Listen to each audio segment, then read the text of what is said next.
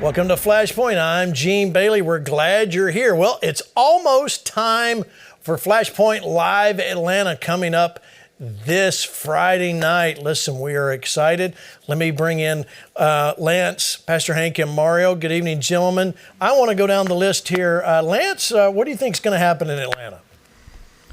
Well, I think every time we get together, the populist movement begins to catalyze, and I think the anointing is even stronger now that Roe v. Wade has taken place. Watch for God to show up. I believe that. How about you, Pastor Hank? Well, watch for God to show up. You know, remember the Lord said maybe center was a question mark because it had to do with the healing of the nation. I believe with the current ruling, Roe versus Wade, the healing has begun. Now watch. God's going to summon the watchmen, and there is going to be, like Lance said, an anointing that is going to fall in that place, and it's going to fall on this nation, and there is going to come more victories that we're going to hear about, know about, and read about. I agree. Okay, Mr. Murillo. Yeah, my feeling is that it's going to be the strongest one ever, because in each and every time we've gotten together in an arena, the anointing has been stronger. The miracles have been clearer. Souls have been saved. And we need a victory party. Yeah. With everything that has happened in the last few days, the army of God, for no other reason, needs to get together and celebrate the breakthroughs that are going on in our nation. And we're going to make some noise. And you don't want to miss it. You want to be there. Yes, you do want to be there. So, yeah, make your plans to get there. We got some special surprises planned in the arena. You'll want to make sure you're there. We got special guests coming. You never know, the red phone might ring, might not, but the invitation has been extended. So it's Friday night. In fact, somebody told me today, guys, the glory of God is going to hit the Gas South Arena, so we'll have an explosion. So I am believing for that explosion to happen. I agree. We're going to see some signs, wonders, miracles, as well as some great celebration. Exactly what you guys said, a celebration of what happened with Roe versus Wade. You know, we are winning, ladies and gentlemen. We are. And something happened, Pastor Hank, when we saw Roe versus Wade, the decision finally handed down. Of course, it's weeks after the big leak, which, by the way, they've never found the leaker. This is a big deal. This is a really big deal. You know, again, it's the beginning of the healing of the nation. And the most important thing that I think of is anytime that you get this kind of ruling from the Supreme Court that has a connection to the court of heaven, there's going to be amazing shifts, victories, and really what happens is you get back what I call the blood right or the legal right in the natural realm and the spirit realm. The reason why the enemy wanted abortion so much, obviously he hates God, he hates life, but he wanted the blood right. In other words, blood and spirit go together. That's why Jesus, his blood was shed on the cross, and then on the day of Pentecost, the Spirit was poured out, because it gave the church then authority. The enemy had a certain legal authority to do things to our country that he now is going to be restricted, because that blood right has been stripped from him, and it's given back into the hands of us who are standing, believing, and praying and wanting right now for our nation to have a fresh touch of God. And that's exactly what's going to begin to take place. We are winning, and it's only going to get more. Now, I want to remind the viewers real quick. God said a few weeks ago, you're going to hear extreme, shocking news that is going to bring extreme celebration. This is just the beginning. There's more to come. There is more to come. But let's rewind. Let's go back to September 2nd, 2018, Sunday morning at Lord of Hosts Church. Listen to this word that came forth. I'm just going to play a quick clip of it. Watch. And I will raise up a woman of compassion in this land that will reverse the laws that have been upon this land, and that's why there shall be a great fight in your courts, even currently. But it will not stop me.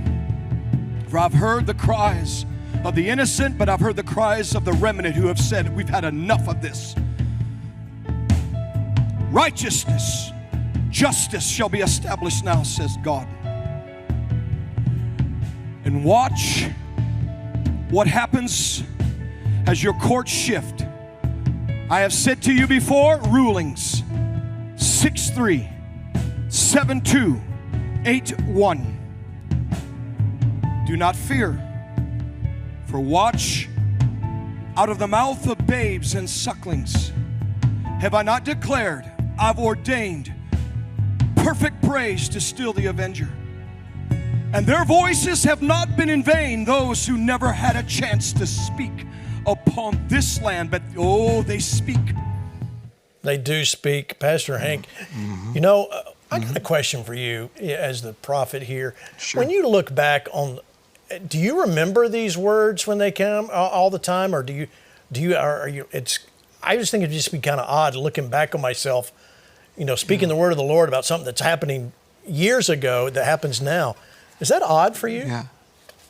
So, yeah, it is, because I don't remember all of them, but what I do know is the Bible says we prophesy in part, we know in part, but when God continues to repeat something or build on a prophecy that was given, then obviously there's a remembrance that comes. But I have a great team that assemble prophecies. Pastor Gene, I want to share, if you don't mind, the earliest prophecy they found from our ministry that has been documented. This one was in June 27th, 2004. It says, not only are things being exposed, but they will be exposed. Abortion is about to be overturned in your land, America. And then it goes on and it says, laws are going to overturn. It's going to be quick as a flash of lightning, and I will show heaven's rule for righteousness. But then get this one. January 16th, 2005, vindication and vengeance shall come against those, the massacre of the innocent children within the wombs of your nation. Watch what happens. Ancient spirits are trembling because I'm going to overturn it. I'm going to overturn it. I'm going to give you judges of 3. Watch, laws will begin to be overturned in your land, and there'll be a rejoicing of those who are in heaven who never had a chance to live. There are souls that are before me who were massacred in the womb by the millions, yet they will rejoice. And there will be anger and hatred within your nation. But I say that the souls are before my face that never had a chance to live shall rejoice. And God says, I gave you a sign. Now watch this, Flashpoint Army. This is 2005. Go back. It was a sign to ancient spirits and to your nation that this time, and it will come, a rule 5-4 in the way of righteousness. That's exactly what happened. The Supreme Court, Roe versus Wade, was a 5-4 decision, 6-3 concerning the Mississippi upholding of the ban. This was in 2005. So I think God has been speaking. I think He's speaking. I'm not the only vessel, but I tell you, the Lord is letting His voice and His heart be known, and we need to rejoice, but not let our foot off the gas right now. Yeah, amen. And that is very, very true. We do need to not let our foot off the gas because, and I'm going to go to these pictures here in just a moment, guys, but I want to ask Lance a question. You know, really, Lance, we celebrate this. This is huge. To be honest, I didn't know this would ever happen in my lifetime because it has gone on so long. However, so really, the battle really is just now beginning. Yeah, and if you don't believe it, you could see how the left is treating it. You know, here's the hard part for us, being people that want to see peace. You know, we're used to praying when there's riots, praying when there's disturbances. And what you're seeing is the increase of agitation in the country because of righteousness. And this is a different America than we grew up with. I now realize that when the devil is mad, God is glad. And that a lot of times the political mechanism is such that when you see the left having a meltdown and getting hysterical, it's maybe because God's actually taking ground back. And you're looking at a demonic manifestation. And I don't want to talk about this now because it's not the subject, but there's a lot of churches that celebrated the breakthrough, but there was equally a number of churches that wouldn't talk about it. I was surprised at that. I'm surprised because the way that the church is silent on some subjects is an indication of how really political they become. And the way that the left freaks out is an indication of how much God is actually accomplishing. Well, and you're right. I can tell you just from us coming to Atlanta, I've discovered some churches that I knew just, they may watch us. They may actually say, hey, we like what you're saying. They're not going to get behind it. That they're not going to take a side. We may be just a little too far out there. we've got to, this is why it's so important for you to show up in Atlanta this Friday. Let me show you this, Mario. I want to get you to comment. I got 3 pictures. Now, this was 1973 is when the decision was handed down. But let's look at January 22nd, 1974, the very first March for Life right there in D.C. Look at that. Look at these people that came. Now, think about the fact that was 1974. You're talking about 48 years ago plus. And I love this last one with did we show that last one? It's not nice to foil Mother Nature. It's the sign. But look at that mob, that unruly mob, Lance. They're going crazy there. They're standing there all in a row, not really doing anything out of sorts. Quite different than what we've seen today. But when we think back, Mario, I want you to comment back to 1974 because it was a different America. We have to be real. There was no such thing. I'm pretty sure there was no such thing as an ultrasound or anything like that, Mario. It was a different America back then. Yeah, it was an explosive time in the youth culture. I was in Berkeley. I was watching it from the front row, that young people were having their minds poisoned by the millions. And that, in fact, the culture in many ways had been radicalized as it is now. Time magazine was on the cover saying God was dead. Churches were preaching a social gospel. They were even more out in the open than they are now against the Bible and against morality, and they were calling themselves ministers. Then the Spirit of God fell. In John 4:35 in the Living Translation, it says, "Don't you say that there's yet 4 months, and then comes the harvest. But look around you. There are masses of souls ripening unto harvest right now." And I thought to myself, how does a soul ripen? Well, a regular fruit, you have to have nutrition and water and fertilizer and treatment. But a human soul tends to ripen under the weight of misery. And then suddenly the sunshine of God's love shines on it. And then the Jesus movement struck.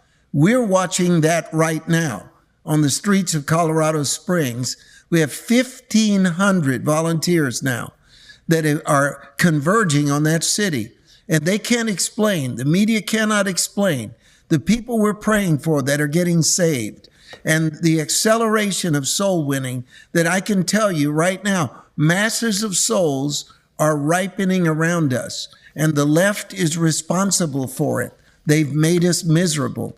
In 1974, those rulings came down against prayer, against abortion, against so much that was of God. But the backfiring was just as explosive. And that's why I'm warning people. I'm prophesying right now that millions of Americans are ready to be born again if people will get in their pulpits and start preaching the gospel again. Get off of the other stuff that is not necessary, because people are hungry to be born again like I have never seen before. You're right, and we have our very own Riley Stevenson, who's down in Atlanta, been in Atlanta for a while now, ministering to people, and we've got a team already there in Atlanta working the streets, and we're getting pastors coming to church, coming to our event there on Friday night. This is really what we have to do. We do have to take it to the streets like Mario's talking about, because I want you to look at this. This is number 4, guys. This is the companies. This is the first. This came out on the 27th of June, all right? These are the companies that will cover travel expenses for employee abortions. Now, there's been more since then. But, I would love to give you a full list, but it keeps growing and changing by the moment. So when you see this list and you see everybody, we're going to leave it up there for just a moment so you can see exactly. I mean, you have everything from Starbucks to Microsoft, Dick's Sporting Goods, Expedia, Google, Johnson & Johnson, JP Morgan Chase, Wells Fargo, Warner Brothers, Tesla, Salesforce, Reddit, so many things. You have to know, this is where we have to hit them, Lance. We have to hit them in the pocket. It's not the only way we can do it. We're going to get them saved and healed Absolutely. But we've got to hit these companies where they hurt most. This is what happened with Disney when we talked about that, as well as others. It's definitely hit their stock value. Do you agree with this, Lance? Is there something we're missing here? Yeah, right. Or should we keep doing this? Look, no, there's 2 or 3 things that ought to make us really crazy. If I had $1 for every nut job Christian that warned me about the danger of dominionism. I mean, think about how stupid that theology is in light of what you just showed me.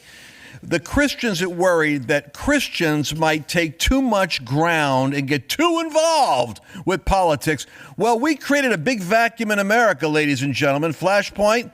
You see what's going on? The devil filled the void the church left behind. We so separated ourselves from the affairs of America that we created this giant vacuum. And the suction sound that you're hearing in corporate America is 4 million of your children going to college, graduating with a degree in woke, and going into corporations to disciple the company. Now imagine if we train Christians. When you go into a company, they will have Christian values. They will honor the sanctity of marriage. They will not be for sodomy. They will not promote adultery or drugs. See, that's exactly what the left is doing.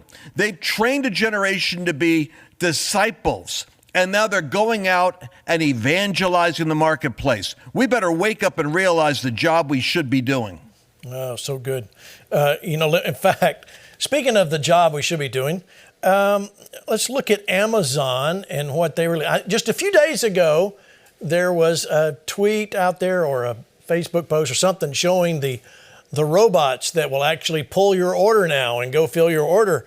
I don't think all of the employees know about that because this was posted today, I believe. Hundreds of Amazon employees signed an open letter to Amazon leadership demanding they cease doing business in states where abortion is illegal and requesting time off to grieve for the Supreme Court ruling. You might want time off to grieve, but there's another side of that.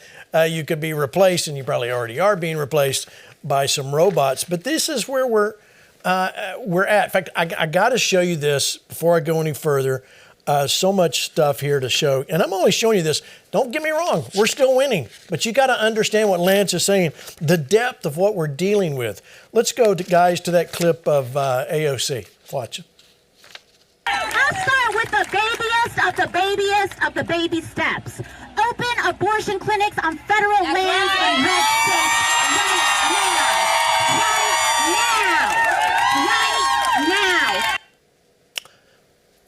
Interesting that she said we have to take the babyest of baby steps on abortion and open up on federal land.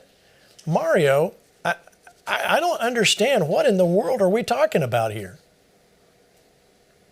Well, once again, we're talking about an extremism that has affected her mind.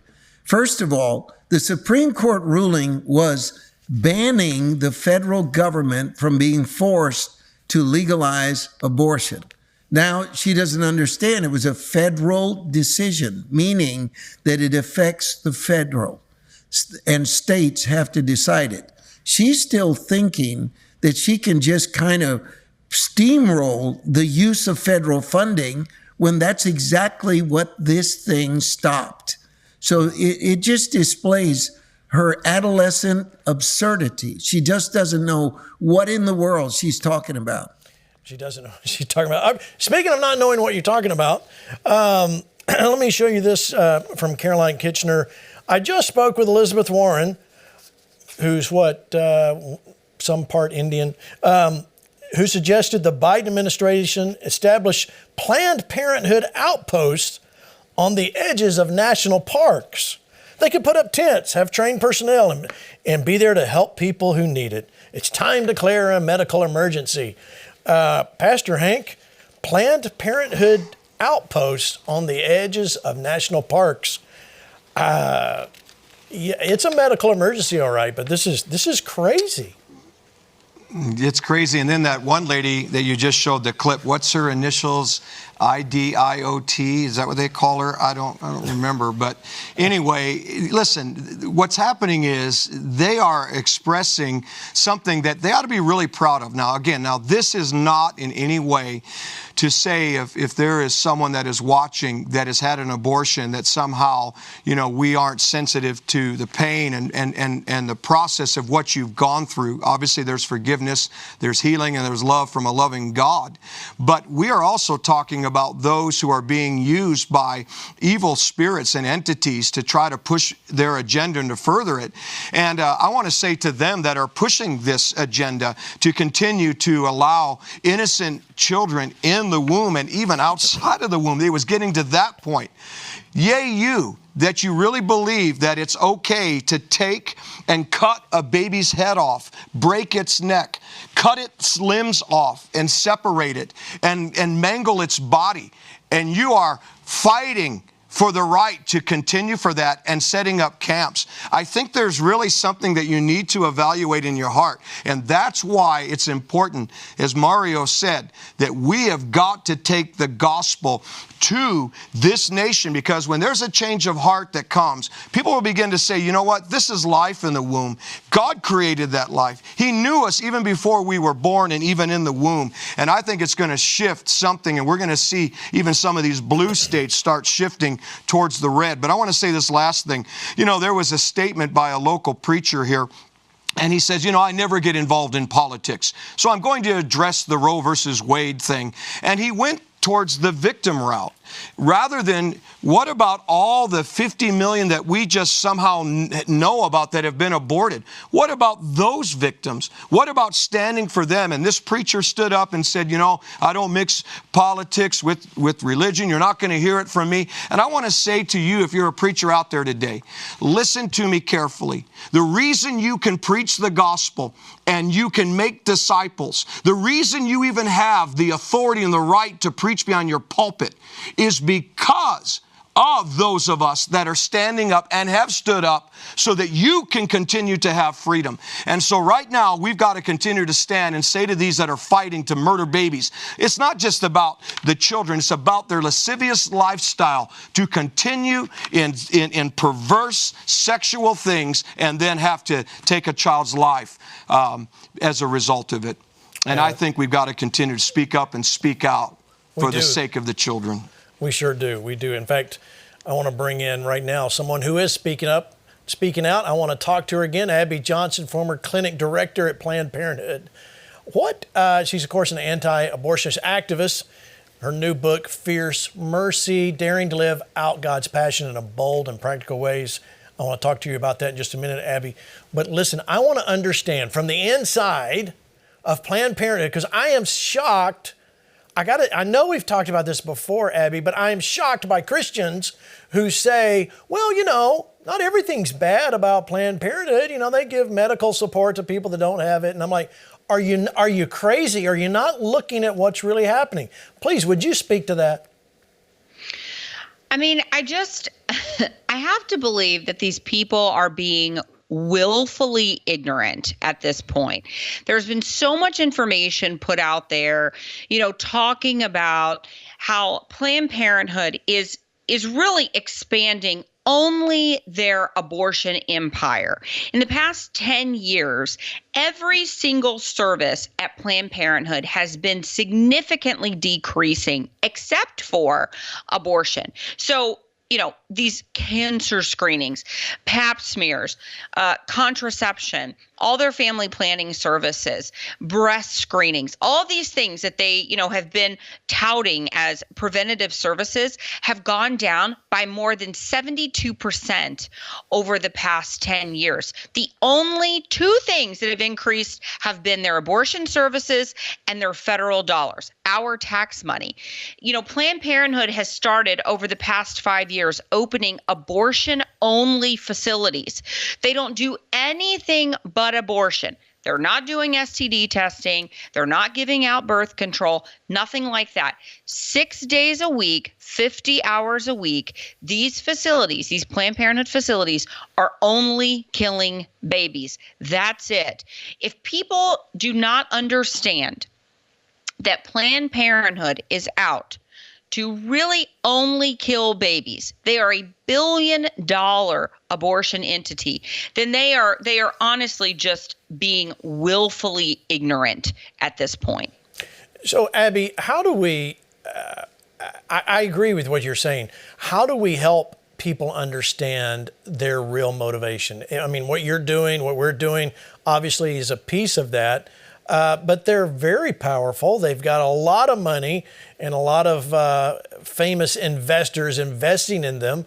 And I was shocked the first time I heard that there are Planned Parenthood centers in some California high schools. And that is their goal, to be in the school system. So that you, as a parent, you would never know your kid went there to Planned Parenthood, much less got treatment for a baby or an abortion or anything else. Did I get that part right? Is that really what's going on?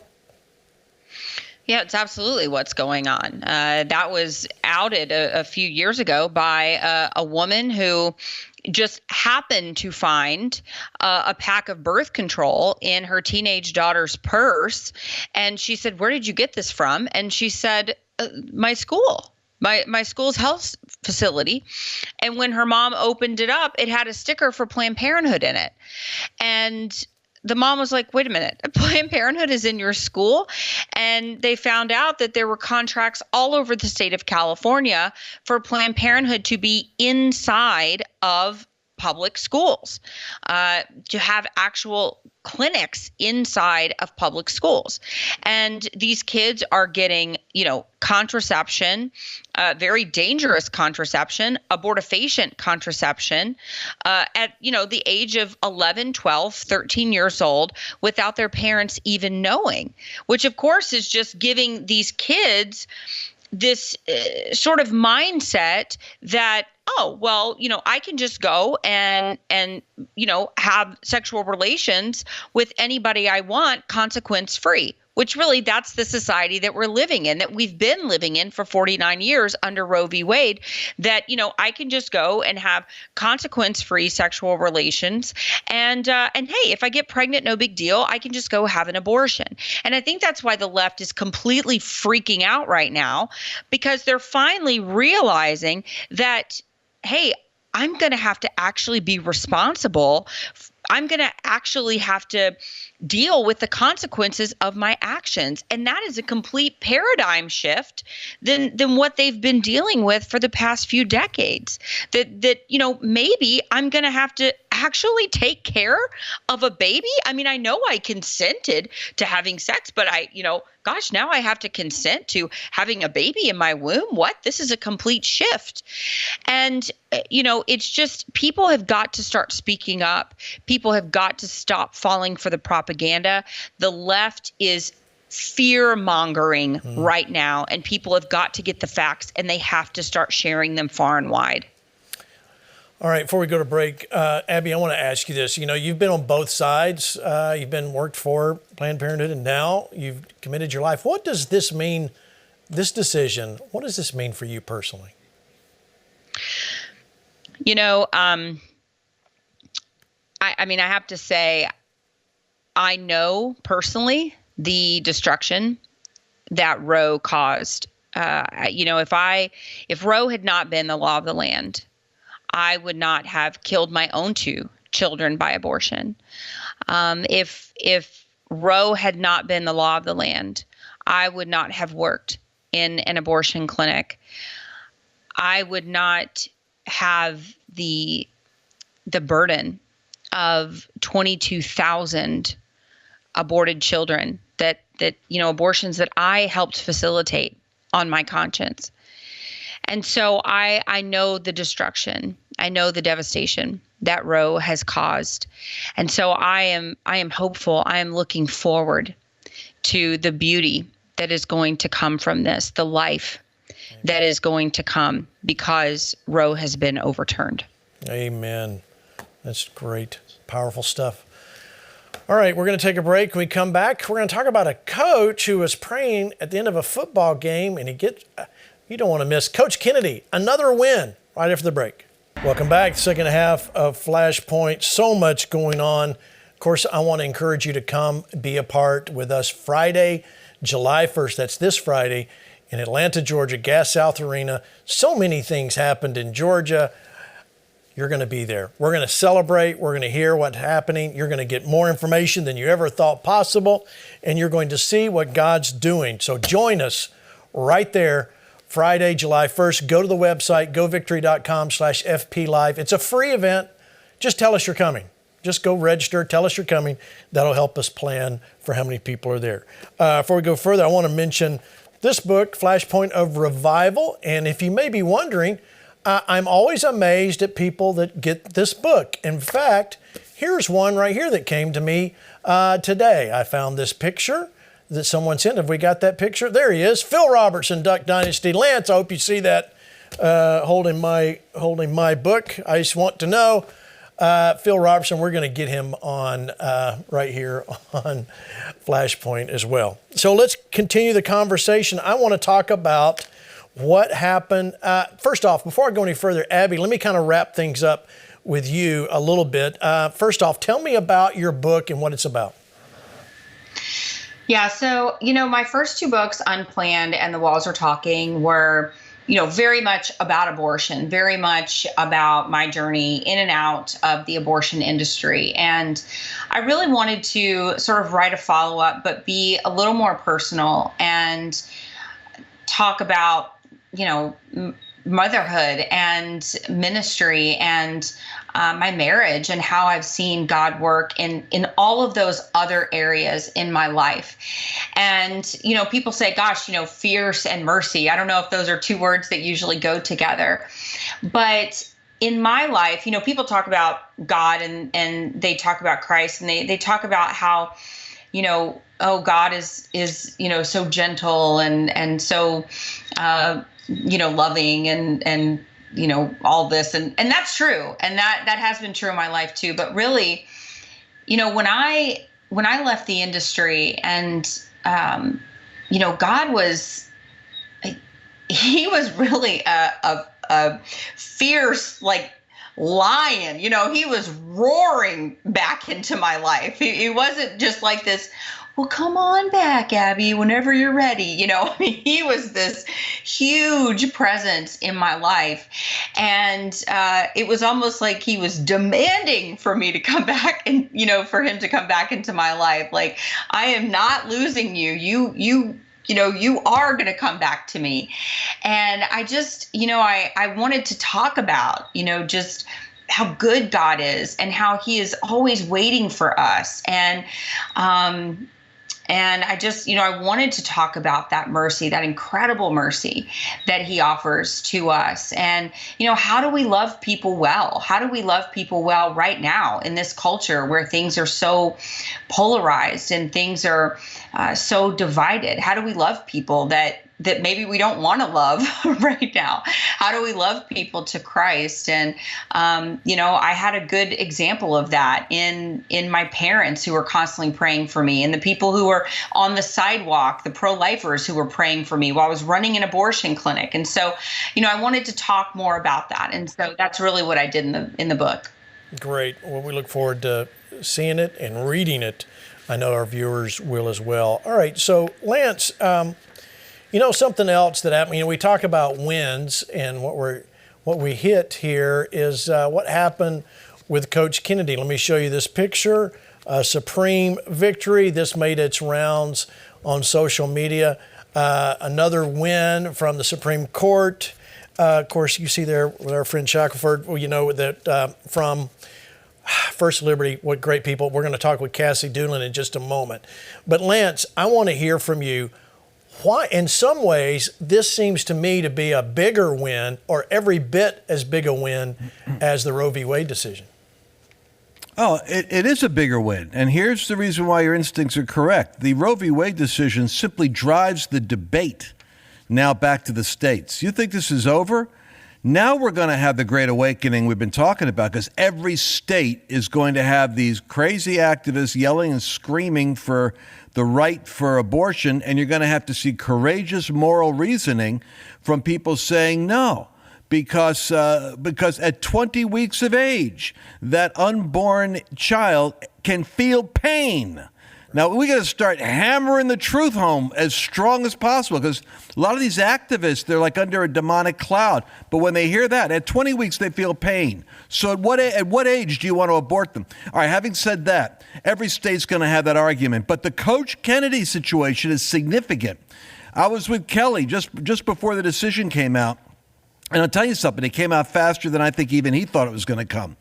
And it says that the separation of church and state, Gene, that has been used by the liberals and the progressives and the secularists to punish Christians, to make us feel as though we're not allowed to have a religious faith in anything to do with government.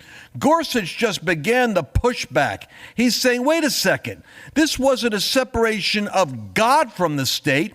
This was a separation of the state from controlling religion. Yeah. And a man, as he said himself, here a government entity, Gorsuch said this, a government entity sought to punish an individual for just engaging in a brief, quiet, personal religious observance that's doubly protected in the Constitution. He wanted to kneel down on a stadium ground at the end of a game and just give thanks. And the school said, we're the government. You Christians can't do that. You'll be fired. Well, the Supreme Court just came back and said, wait a second, you're supposed to be protecting the right of individual religion, not punishing it. That's huge. It is huge, or huge. Let me bring in Cassie Doolin. She serves as Director of Government Affairs in Council with First Liberty Institute, focusing on appellate litigation and legislative affairs. Cassie, this is a big win. I got to tell you, I played sports in high school, and, we always had that. Before we went out there, I played basketball. I was like, okay, let's pray, huddle up. And we would pray, and, half the guys wouldn't be involved and half would. But, we never, ever thought this would be something that the coach would have gotten fired for. And that was before the game, how things have changed. How big a win is this? It is a tremendous win for not only religious liberty, but free speech rights of every American, and really for the Constitution, because the First Amendment is very clear that the government may not restrict our free exercise of religion or our free speech. And this opinion really pushed back on how the government doing that, and it's a huge win, not only for Coach Kennedy, but for all Americans. Okay, you say it's a huge win. What's that? I want you to expand on that a little bit. Give me a little more detail. Why is it such a big win for Americans? Absolutely. So part of what happened in this decision is that there was a case called Lemon versus Kurtzman that has led to the restriction of religious freedom for Americans for decades now. And it has gone on. And in this opinion, the court said Lemon is dead. And by doing that, they really told the government that the government has much less power now to come in and restrict free exercise. Anytime, one of the cases, for example, that First Liberty had dealt with previously, where we had to fight Lemon, was the American Legion case. And in that case, we had a World War I memorial that was shaped like a cross. And using the Lemon test, the courts were, a judge on a court actually asked, well, maybe we can just cut the arms off the cross so that way it won't be religious and there won't be a problem. And that was the kind of outcomes that judges were using. The judges were using Lemon to reach. And yesterday's opinion struck down Lemon and said, governments, courts, you can't do that anymore. You can't restrict free exercise. And so it's a huge win for every American. It is a huge win. Let me show you this Techno-Fog post. Supreme Court upholds First Amendment freedoms of a high school football coach to say a silent prayer. It's even a silent prayer after the game.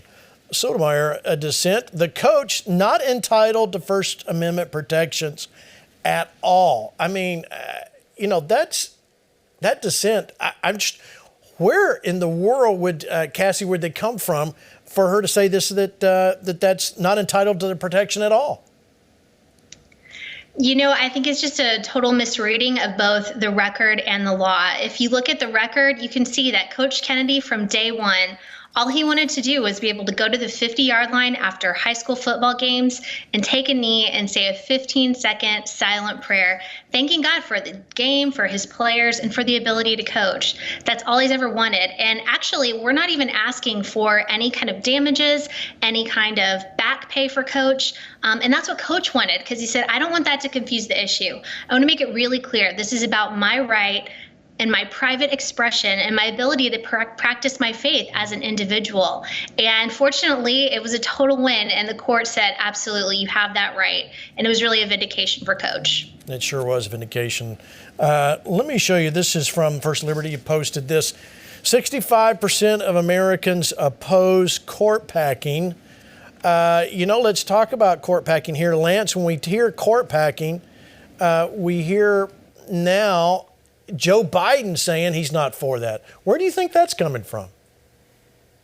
It's coming from Franklin Roosevelt. He wanted the court packing. It was the Senate that said, no, because you want to legislate from the bench. You want to be able to pack the court with justices and what the court is really saying here, and it's the reason why we should be praying for them, they're saying enough already. What Roe v. Wade was significant about is it's saying we don't want you to make the court the solution to your political debates. You're going to have to solve these things in politics. So court packing is nothing more than it's what the left always wants to do, Gene, and it's kind of frustrating, isn't it? What they want to do is they want to be able to legislate their reality. And it's like they're saying, okay, so you're winning because you've got conservative justices, so we'll add 4 or 5 new justices and drown you out. It's like the Ocasio-Cortez type of attitude. We're just going to do something on your land that you don't want us to do. And the only way that America can survive is if we protect these institutions so that they can function. Man, the left, Gene, look, what does Maxine Walters say? We're not going to respect what the Supreme Court says. That's right. They're actually talking insurrection. They are. More than anybody on the right has ever said. All right, Cassie, before I let you go, I want to hear every red-blooded American watching the show, whether it be live tonight, they want to know, all right, so what do we need to look for next with First Liberty, next with the First Amendment? What should we be looking for? Absolutely. This last week has been a great day for religious freedom, both with the Kennedy decision and another decision that First Liberty won this last week called Carson versus Macon, that really expanded the abilities of families to choose a religious education for their children. So we've had some great wins, but definitely a lot of work still to do. First Liberty is really leading that fight. We've got a couple cases that we're in the process of appealing to the Supreme Court right now over the summer. We're doing a lot of work in the area of religious accommodations. So a lot of work still to do, but this is definitely a time of celebration for us. Yeah, thank you so much. Please give our thanks to everybody there at First Liberty, Kelly and the whole gang. Thank you so much, Cassie. Before we go any further, listen, I got to show you guys. We need to show that video clip of all the January 6th guys. Where was that, Jason? You have that? No, I'm talking about. We'll find it. I'll find it here in just a moment. Before we get going, let me show you. I want to get back. I got to get back to this Kamala Harris. Let's go to this. Go to clip number 10. This is Kamala Harris talking about using tax dollars for your abortion travel. Watch. And what about the idea of financial resources, some form of voucher for travel, childcare services, other forms of support for people, for women seeking abortions in states where it's not legal, but they just don't have the means to go elsewhere? I think you're asking a very important point, making a very important point, which is what are the details that are going to go into ensuring that women have the ability to actually travel without impairment. And we know that on this issue, women who have access to resources will probably be far less impacted by this decision than women who don't have resources. So this is something that we are looking at. Mario, when I hear her talk about this, I'm just wondering, what do most Americans think about the government paying for travel to states that have abortion clinics? What do you think? Well, we're watching, Gene, the echo chamber that they live in. They don't even know how they look to America. And the word she kept using over and over again was woman. Woman, women, women, women. What are those? We just had a Democratic nominee for the Supreme Court say she couldn't define what a woman was. That's right. Once Roe v. Wade lost, suddenly the Democrats rediscovered womanhood. They think we don't see this, you know. And I'm going to tell you, we're living in an age of unnatural affection that Jesus said, because of wickedness, the love of many would grow cold. We got women screaming that they can't kill babies. I don't know how to frame that emotion. I don't know how far from the human race that is. But I have watched in our tent, and I want to just cite a very simple example, a very, very angry leftist witchcraft witch in charge of all of these other people practicing witchcraft in the city came to our tent out of anger, sat on the front row. Now I'm going to make a point, and that point is that it is the power of God that will change unnatural affection.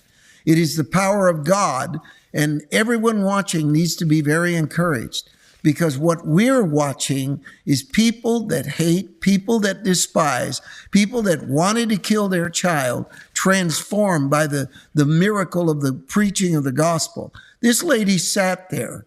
She's in charge of the lesbian union, the witchcraft, the abortion, all of it. Hated us, sat there, and her face changed. I made it a point to look at her while I was preaching. Her face began to change. She turned from an angry, deceived soul into someone that was the first to run to the altar and fall before God, to be born again and baptized in the Holy Spirit. We need to be encouraged that these unnatural affections that are making people say the crazy things that Kamala Harris said, that, oh, the government needs to give people vouchers to go and kill their baby. They don't know how they sound, but it's a part of this era. It's demonically inspired. It is spiritual warfare, and we can defeat it by prayer, the power of God, and preaching the gospel without apology and without any kind of weakness or stepping back. We've got to do it forcefully. You got to do it forcefully. Don't leave quietly, right, Mario? Do not leave quietly. If you haven't gotten that book, you need to get that book, Mario Murillo, Do Not Leave Quietly. All right, so Abby, I'm going to go back to you here because I agree with what Mario's saying. I think we all do. Look at this picture. Life Choices Pregnancy Center in Longmont, Colorado, sustained fire and heavy smoke damage overnight. The police said in a press release afternoon the fire is being investigated as arson. You know, you think it says if abortions aren't safe, neither are you. Bans off our bodies, and I think that's the Antifa logo there. You know, this is staggering when we see this happening. But look, it doesn't stop there. I got to give you this one, Abby, before you comment. Joe Biden still has not condemned attacks on pro-life and pregnancy centers around the country. Pro-abortion extremists have firebombed centers, threatened staff, vandalized offices, smashed in windows. And then it's been 20 days since a left-wing assassin attempted to kill Justice Brett Kavanaugh. Biden has still not condemned it. Abby, what does that say to you? What does that say to you? Well, I mean, gosh, we're living in such a time of hypocrisy, right? So, I mean, these are clearly terrorists. I mean, there's been over 40 pro-life pregnancy centers that have been vandalized, firebombed, graffiti all over their center. What's so crazy, though, these people are so unhinged. Nobody needs to believe that these people are well. These people are not well. Okay, they are, I believe, demonically oppressed. And you know, they're like, hey, the Supreme Court actually did what they wanted. Okay, but they're so double-minded, they don't even know what they want. So they say, we don't want the government to tell us what we can do with our bodies. We want the federal government to leave us alone. So the Supreme Court says, oh, okay, we won't tell you what you can do with your body. They'll go back to the states. Then they're like, no, that's not what we want. Stop doing that. We're mad. We're going to protest. Then they're like, we want democracy. We want democracy. So the Supreme Court says, okay, we're going to give you democracy. Now you can legislate it from the state. And they're like, Well, no, not that kind of democracy, right? And so they protest. Then, they say, no, you guys are pro-birth. You're pro-birth. You don't care about babies after they're born. So pregnancy centers are like, no, actually, there's over 2,500 centers that deeply care about women and after babies after they're born. And in fact, we've given billions and billions of dollars of resources to women. And these writers are like, oh, okay, well, that's great. Tell us where they are so we can firebomb them. I mean, nothing that they're doing makes any sense right now. I mean, they are the definition of hypocritical, of hypocrites. That's so true. So true.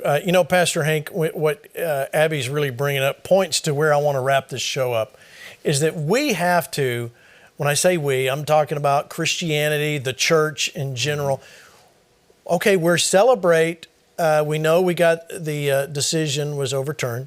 Yay, celebrate. Mm-hmm. We got 50 or so that we've got to keep our foot on the gas. Even just because you live in a red state that has trigger law doesn't mean you can let up on the gas, because that's not the case. But let's say we got that. But we've also got the other side of this whole situation. So now, if it's difficult to get an abortion legally, you're going to have some women that are going to have babies. What's the church's role now? Mm-hmm. Well, God said something very powerful on Sunday, and I'll make it very quick.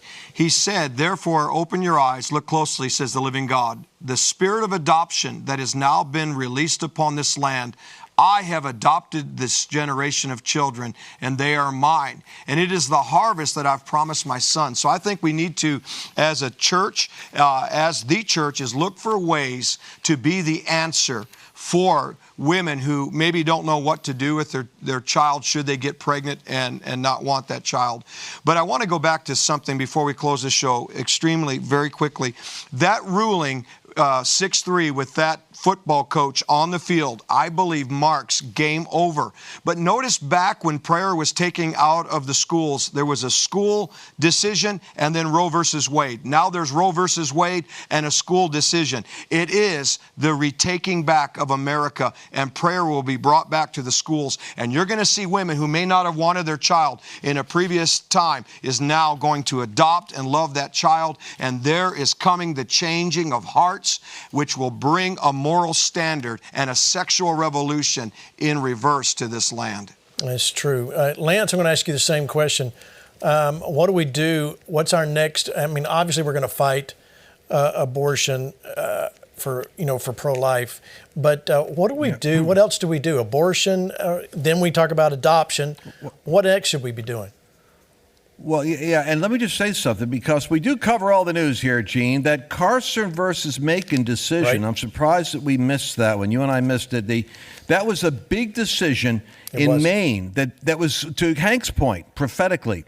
It was a decision, again, where the schools could not restrict the funding for a religious school. So if a state has money for a school, for a voucher for a kid to go to school, and the only school available for him is a religious one, that is eligible just like any other school. The fact that it's a religious institution doesn't deny it access to public to funding. That means we're seeing a shift at one level. Now, the church has to see this the way God's doing it. The Lord's holding the sun and the moon back in the valley, like with Joshua. He's saying, I'm going to hold back the devil. You guys got to go in and do your job. The Holy Spirit worked with them in the book of Acts and performed the supernatural. What Mario says is, as we preach, that binding power that is on the minds of people will break off of them. So we're going to have a more vigorous, not politically muted, but pointed prophetic dialogue with the country about the gospel and about the state of this nation. At the same time, we got to flood the precincts, precinctstrategy.com. That's how we took Virginia. We got to flood these precincts, and we're going to have to move to the school boards, take them over. Every state we're now going to begin to occupy till he comes, and we're going to begin to kind of like termite the devil down state by state. That's what's happening right now. Well, that's excellent. Yes, and we do have to do exactly all that. And so you can see it's a multi-pronged effort that we've got to stay engaged. Remember, we're playing a long game, not the sprint here. We got some great news this week. 3 great decisions that we were all wanting, and there they are. Wonderful. We celebrate, but we keep going forward. Mario,